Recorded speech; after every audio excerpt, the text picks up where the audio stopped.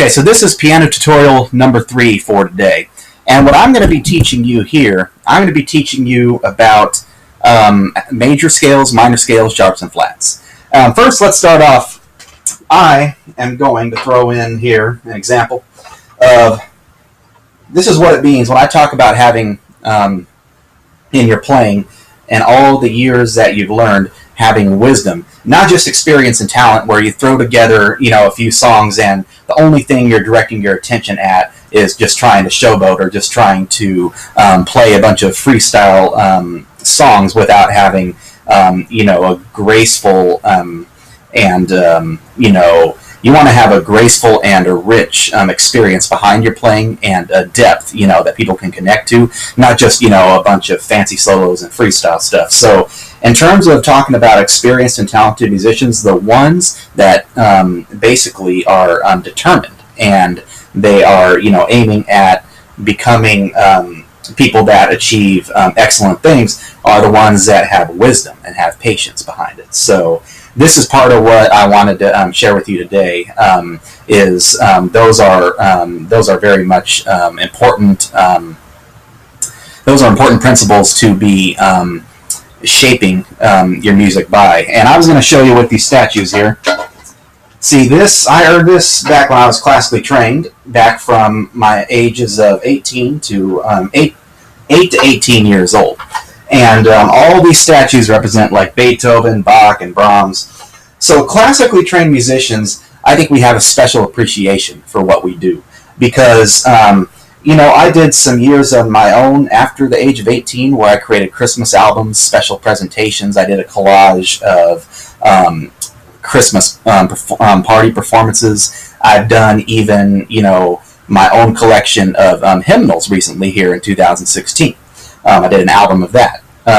So in general, what it feels like to me is, even though I've done my own self-driven, self-accumulated, self-taught years, I felt that even though I conducted that, and I did a terrific job finding a lot of, animated ways. I found a lot of ways where I could be, far more creative and explosive, and at times I could be completely just, soaked in just, tons of, I found a lot of fascinating things when I was playing my own stuff. So I felt a lot of the stuff I was doing was bold and on the cutting edge in terms of my music. I felt like I was being a little revolutionary.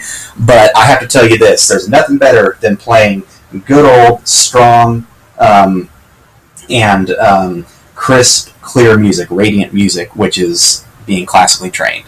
So I wanted to get that out of the way first. Let me take the statues down so they don't block my way. Okay, first off, the difference between major and minor chords, right? Major chords are pleasant and lively and cheerful, like you're taking a walk through the park with your dogs, right? Something like that. Now, here's the thing I was going to tell you about it. Minor chords are dark and chilling and ominous. So if you take a look at it, minor chords should be pretty easy to differentiate. And another way you can tell is by having you examine the key of B. B, for example, the root note, the root part of the chord is B, and then there's D sharp and F sharp. So, for example, you need, just like a recipe, you need to drop, you need to cut, a half teaspoon of something. You need to cut down 2 of the notes in that chord triad, which are the D sharp and F sharp. They build what I like to call the middle, but they build the body of the key of B, not the root, but the body of it. You need to drop them down half step to D and F. That's B minor right there. So that is a key difference that I wanted you to see in what you're playing right there. That is something where I believe that needs to be acknowledged, for people to really see that. See, this rings out with the sound of B right here. And if you want to make it a suspended chord, you can put it in B, E, and F sharp. But always, if you're going down, it's a half step lower. Same thing with A. A, C sharp, E, A, C, E. And you can use these chords within a key signature, you can use them to basically blend together even a few major chords, but you must do it in a way where it is crisp and smooth and it follows within some natural progressions, like with More Love, More Power.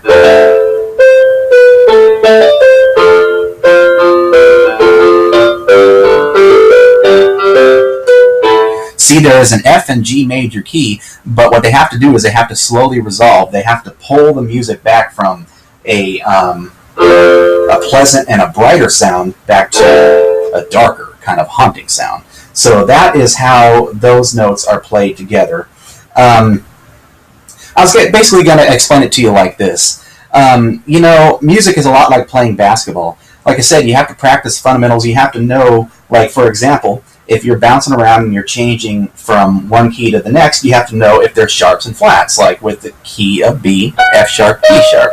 You have to know where they are. Like I said, when these scales are interconnected, you have to know where you're shifting, where you're bouncing to, because when you are making movements and making jumps from one octave or one chord to the next, you need to know that you're not going to be hitting some dissonant or sour key, like, for example. That's pretty natural right there, but check this out. You don't want to be hitting something like that. You want to know exactly where the sharps and flats are. So take, for example, Papa Roach Scars in the key of D. Oh, shiver me timbers, would I make a mistake intentionally like that just to make everybody laugh? I would never ever do that. I guess I would, though. That's part of my personality. So here we go.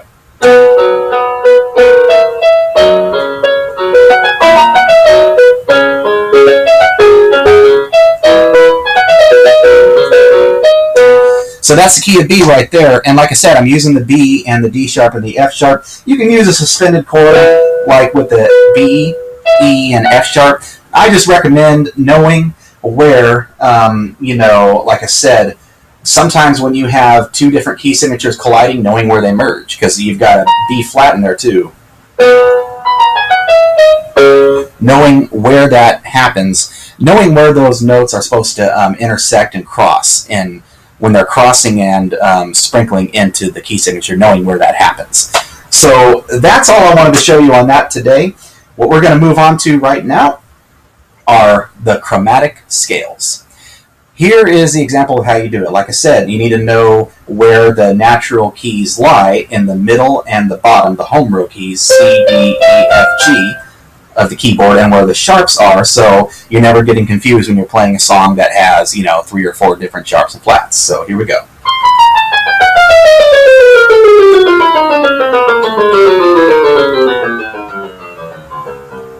So that is how you run down, and like I said, when you're crossing over, you start with your index finger, and then you cross over always with your middle finger down to the F sharp, the F, and the E. Basically from C to C, you're using your middle finger at least the majority of the time, and you're using your index finger only to start.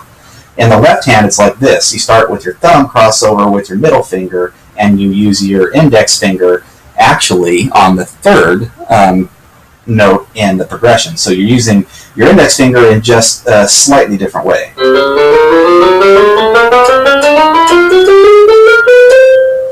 So those are chromatic scales, and I think that'll finish it off for today.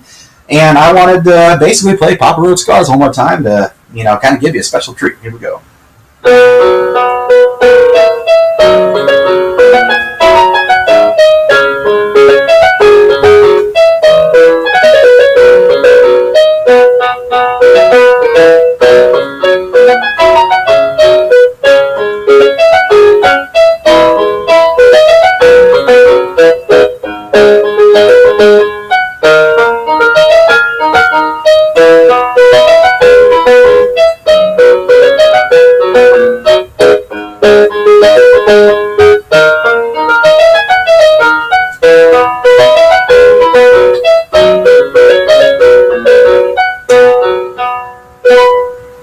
That's all. Thank you, folks.